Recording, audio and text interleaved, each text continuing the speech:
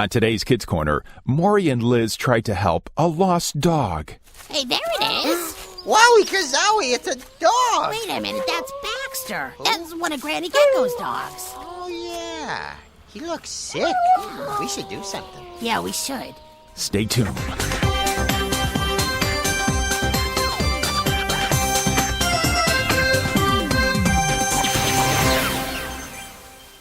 Tuesday is a day Grandpa Anole looks forward to. That's because it's the day he drives over to Bakerville and visits some friends in the nursing home. Today's visit went even better than usual because he brought a friend along with him. I surely do appreciate you coming along with me today, Chamy. Oh, my pleasure. There's no school because of parent-teacher conferences, so today was the perfect day for me to join you. Oh, that's great. Besides, I needed to complete service hours for school anyway. Well, my friends in the nursing home enjoyed your report on wildlife in the savannah. Oh my. So, what do you have planned for the rest of the day? Oh, I have a few new books to read. And then this evening I'm going to hear Professor Delbert Craney speak at the library. Ah, that evolutionist scientist fella. You know of him? Oh, sure. We've actually met. Really? Mm-hmm. Oh, he's one of my heroes. Really? His book on lizard development, From Slime to Scales, is one of my favorites. Well, he's a good writer, all right. Then you've read the book? Oh, I have. Mm-hmm. Really? You sound stunned. I guess I am a little. I mean, it doesn't seem like the kind of book that would interest you. Oh, I have all kinds of interests. You'd be surprised. Obviously. Did you know Professor Craney's book was being considered for our textbook at school? Oh, until some small-minded lizards voted it down. Well, not all of us were small-minded. Us? I've been on the school's textbook committee for years, Chamy. I was there when we voted Professor Cranus' book down. But, In fact, I voted against it myself. But why? I didn't agree with his stance on lizard evolution. What do you mean? How could you not agree? Because he wasn't teaching evolution as a theory. Like most textbooks in school these days, Right. He was teaching it as fact, even though it's never been proven. Well, yes, Grandpa, but theory in science is as good as fact. Well, at least until some new evidence is advanced to disprove the theory, that's a scientific method. I know. And I believe that evidence to disprove evolution has already been advanced. Really? Mm-hmm. From where? What's the source? Well, the source is... Whoa! Grandpa? I heard it. Hold on, I'm pulling over. If I may posit, I guess, I think your truck is broken. I'm sure it's nothing can't be fixed. Hang on a second. Okay. Grandpa got out of the truck and popped open the hood. Oh! Whoa! Are you okay? Yeah, fine. Okay, now I see it. What is it? One of the hoses busted. Oh. Broke right in half. Can it be fixed? You got a spare hose with you? No. Any tape? Scotch tape? No, duct tape. Oh, well, then no again. Me neither. What are our other choices? Well, we can sit here and wait for someone to come along, or we start walking. Oh. I'll leave the choice to you. Well, there is no guarantee anyone will come by anytime soon. True. And I do want to make the professor's lecture. So, I guess we start walking. Walking it is. After you. All right. While Grandpa and Chamy were having their adventure with the truck, Liz and Maury were about to start an adventure of their own in the woods near Granny Gecko's farm. Come on, Liz. We need to collect some more leaf samples for the project. I'm coming. I'm just not sure what we're looking for. We're looking for leaves that look like this. Okay. We need as many as we can. All right, let's load her up. Hey. What was that? What was what? That noise. I didn't hear anything. There it is again. Yeah, I don't know what that was. Is it one of the mutants from the planet Xenon you were telling me about? It's coming from over there. Come on, Morrie, let's go check it out. What? Are you crazy? I don't want to have my brain sucked out. Morrie, that was a movie. Nobody's gonna suck out your brains. Well, I'm not taking any chances. Well, I'm gonna go find out what that is. Don't leave me, Liz. Well, stay here or come with. It's up to you. Oh, okay. I'll come with you. Hey, there it is. Wowie kazowie, it's a dog. Wait a minute, that's Baxter. That's one of Granny Gecko's dogs. Oh, yeah. He looks sick. We should do something. Yeah, we should. You know anything about dogs? I got bit by one once. I don't think that's gonna help us. We should get Granny Gecko. We can't. She's visiting her cousin down south this week. Oh, no. What are we going to do? I got it. You stay here with Baxter. I'm What? gonna run home. My mom No. once had a dog, and she might know what to do. Oh, wait, Liz, don't leave me here. I don't know what to do.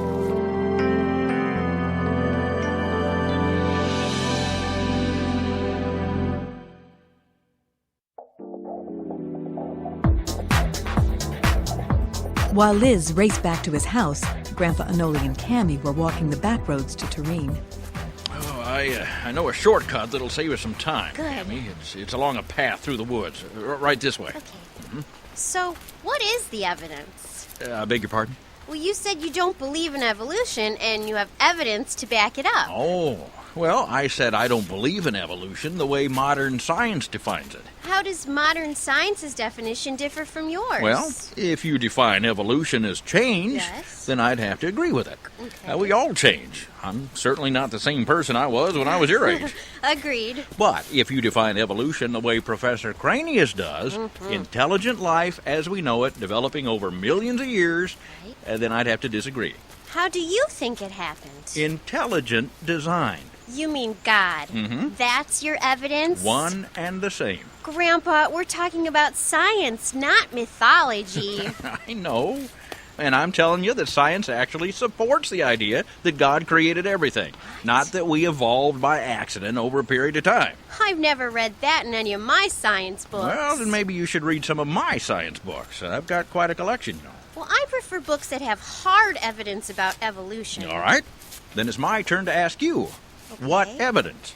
Well, the life around us, for starters, with its richness and complexity and diversity, it had to have taken millions of years to develop. Or 6 days. How can you say that? I didn't. The Bible did. First verse. In the beginning, God created the heavens and the earth. And then it goes on to describe how he made every living thing in all its richness and complexity and diversity. Oh, Grandpa. Stop a second, Chamy. Okay. Now, look around you. What do you see? Trees, grass, Grass. clouds, the sunshine, us. Good. Now, would you say that everything you just described works together to create the environment we live in? Of course. And would you further say that it works together very well?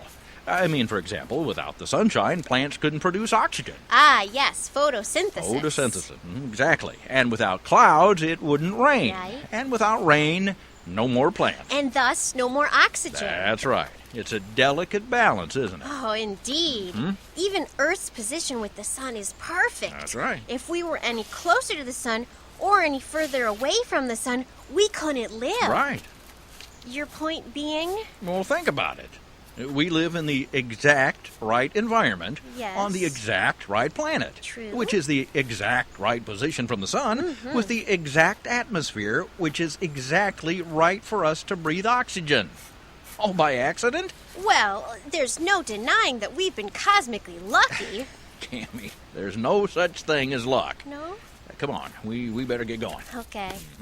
While Chamy and Grandpa trudged onward, Liz ran all the way home, hardly even slowing down to open the door. Mom! Mom! Hey, I'm right here, Liz. What's the matter? Something's wrong with one of Granny Gecko's dogs. Morrie and I found him in the woods and he's acting really weird. Oh, dear. Can you help? Mom, I don't think Baxter can wait. Oh, Baxter? Yeah, Mom, I don't know what to do. Morrie doesn't know anything about dogs, and Granny's down south. Grandpa Anole's in Bakerville. All right. Calm down. I'll come and I'll have a look. Hurry up, Mom. Baxter looks awful. I don't know if he's gonna make it. Liz brought his mom back to where he had left Maury with Baxter. They're right over here. Oh, I see Baxter, but where's Morrie? I don't know. Our bag of leaves is still here. Hi, Baxter. How you feeling? Morrie! I'm over here. What are you doing? You were supposed to be keeping an eye on Baxter. I did. I just did it from over here. What happened? I don't know. Baxter just started moving weird, like Something had taken over his body. What? Like the space mutants from planet Xenon. Morrie, I keep telling you, that was just a movie. Yeah, well, I'm not going to wait around and find out if it's more than just a movie. I'm going home. But Morrie, we might need your help here. I don't know what I could do to help. Besides, I don't want to become a space mutant. Morrie! Don't forget the leaves. Oh, Hey, what happened to Maury? mutant phobia. What? It's a long story. So, Mom, what's wrong with Baxter? Well, nothing, actually. What do you mean nothing? He sounds like he's about to die or something. Oh, Liz, Baxter isn't a he. He's a she. He is? How do you know that? Because she's about to have puppies. Puppies? Really? Yes, puppies. Oh, that's cool. Baxter's about to have puppies. Now, I was afraid that... wait, Baxter's gonna have puppies here? Now? Ew. Well, what do we do then? While Mrs. Lacerda was trying to calm down both Liz and Baxter, Chamy was trying to sort out what Grandpa had told her. You make a good point about intelligent design, Grandpa, but I'm not willing to abandon my belief in the tangible to chase after the supernatural. Not convinced yet, huh? No. Hang on a second. All right. Here's something I can use to explain this to you. It's just an old shoebox. And you're saying that what keeps you from believing in God is that you don't want to believe in anything you can't see or touch. Well, yes. Anything you can't poke, prod with a stick, or put in a box like this doesn't exist. Am I close? Of course. How can I believe in something I can't see? Fair enough. All right, so if I close this box up like this, what's inside? Nothing. Are you sure? Well, unless you are referring to air. Of course the box is full of air. Is it? Let's look. All right. Here. Now, how do you know there's air in here? Can you Well- see it? Well, no. Let's try something else. See this? It's an acorn. Yeah, now watch. Watch what happens when I throw it in the air. It came down. Why? Gravity. What are you talking about? Gravity. It's like a big magnet in the earth that keeps everything from flying off into space. Oh, and have you ever seen a big magnet in the earth? Well, no. Do you get along with your family, Chamy? Sure I do. How do you feel about your parents? I love them. Could you do me a favor? Could you cut me off a pound of that love? No. I'd like to see what that looks like. Okay, you made your point. There are things that exist that I can't see, hold, poke, or prod with a stick. That's right, just like God. But science can explain the existence of air and gravity, and physiology can even explain the existence of love. Neither one can prove God exists, so how can you be so sure he does? Look over here. It's an anthill. Yeah. There are some in my backyard. What do you know about them, Chamy? They're almost totally blind. They're guided by smell, taste, and touch.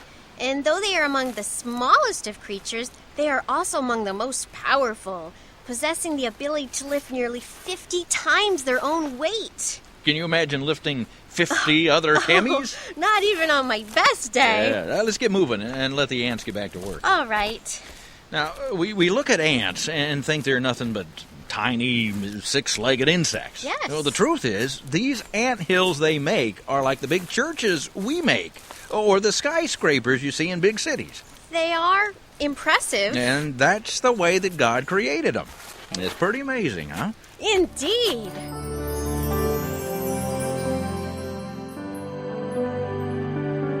Okay, Liz. Just try to keep her comfortable. Okay. Shouldn't I go boil some water or something? No, just stay here and keep an eye on her. Okay. I'm going to go find some help. Wait, what? You're leaving?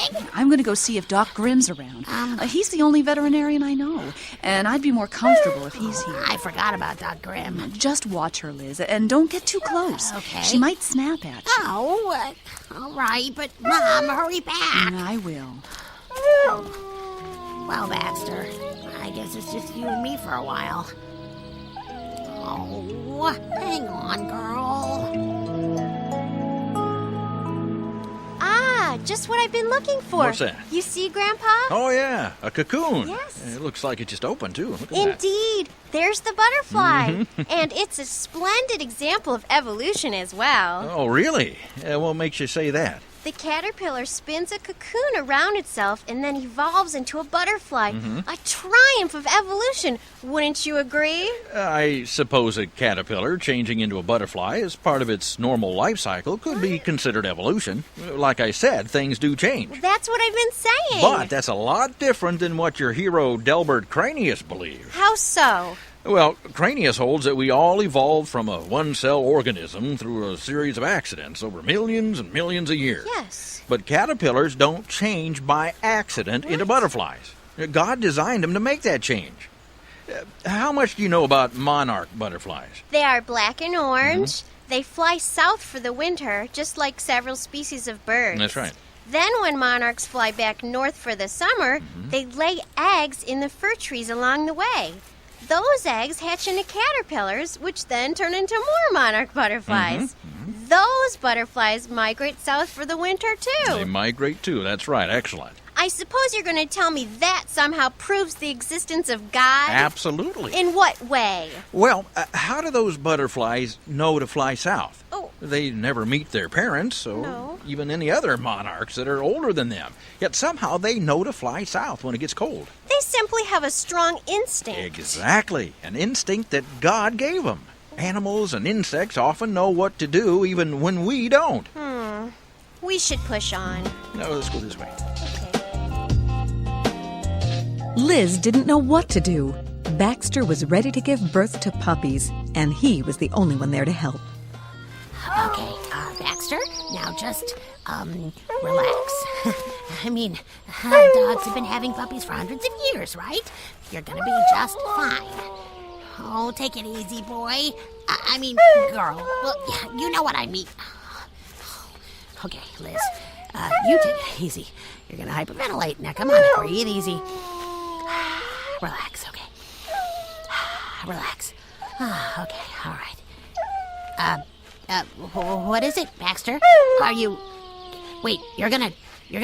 Whoa, you're having your puppies now? No, stop. Whoa, dog, stop. Wait till Mom gets back. Come on, Baxter. Okay, all right, fine. I'm just gonna have a little lie down over here.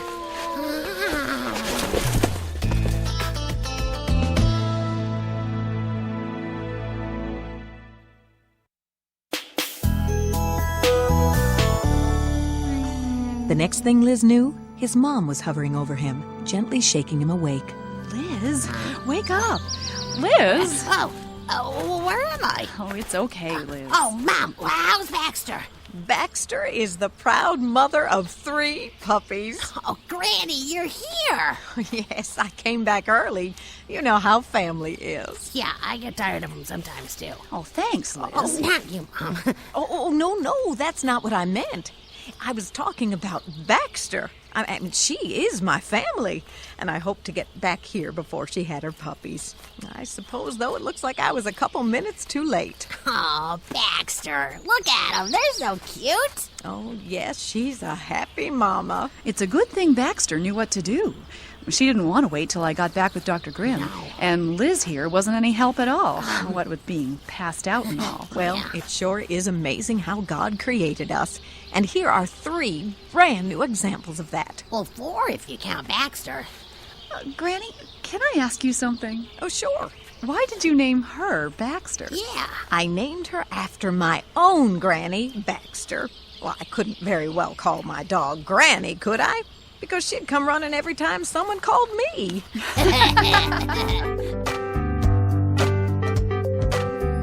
And as Baxter reveled in her new motherhood, Grandpa Anole and Chamy at last arrived at the Terrene city limits. Back to civilization. Well, I didn't expect our simple trip to turn into such an adventure. It was most enjoyable and Good. quite educational. Well, it's fun to be able to talk to someone about scientific things, you know. And between you and me, there aren't many people in town I can have a chin wag like this with. Oh, I share your sentiment. Now, what do you think about what I said? Well, while I find your theories both intriguing and illuminating, I still lean toward evolution as the explanation for our existence. I understand. But I want to show you one last thing before you go. Your watch? Yeah. Ever tell you how I got it? No. It's the most incredible thing. Oh. Would you believe I took all these pieces, everything I needed, and put them all in a little box? Okay. And then I started shaking it. I shook it and shook it all day, then all week, and then all year. Huh? In fact, I kept shaking it for a whole bunch of years. Then one day I opened the box, and inside was this watch. It kept perfect time. 60 seconds to a minute, 60 minutes to an hour, 24 hours in a day. It has a calendar that keeps the exact date. The liquid crystal display works too. And look at this. I Okay. press this button here and it lights up. Oh, no, I wouldn't believe any of that. You're just being silly. I'm being silly? Of course. There's no way you can make a watch like that just by shaking a box filled with pieces. Well, if you don't believe that, No. then how can you believe that your eyes, which you see in 3 dimensions, by the way, in color, can make out depth perception and automatically adjust focus and adapt to light changes? How can you believe that your eyes are an accident of time? Psalm 104, verse 24 says, "Lord, you have made so many things. How wise you were when you made all of them. The earth is full of your creatures." So you're saying everything was created by God? That's exactly what I'm saying, Chamy, and exactly what Delbert Cranius isn't saying. No. You're familiar with Occam's razor, aren't you? Of course. It's the scientific principle that says when we are presented with 2 models that agree equally with the observations, we should prefer the simpler of the 2. Well, I don't know about you, but evolution sounds pretty complex to me. It's at least something to consider, wouldn't you say? Indeed, I would. In fact, I would say I have a great deal to consider this evening. What about Delbert Cranius? I think I need to find a new hero. I'll see you later, Grandpa. Bye-bye, Chamy. Bye. Help her find you, Lord. Help her make you her new hero. Both Chamy and Liz learned valuable lessons about God's creation today. The Bible says in John chapter 1, all things were made through him. Nothing that has been made was made without him. That doesn't leave anything that God didn't make.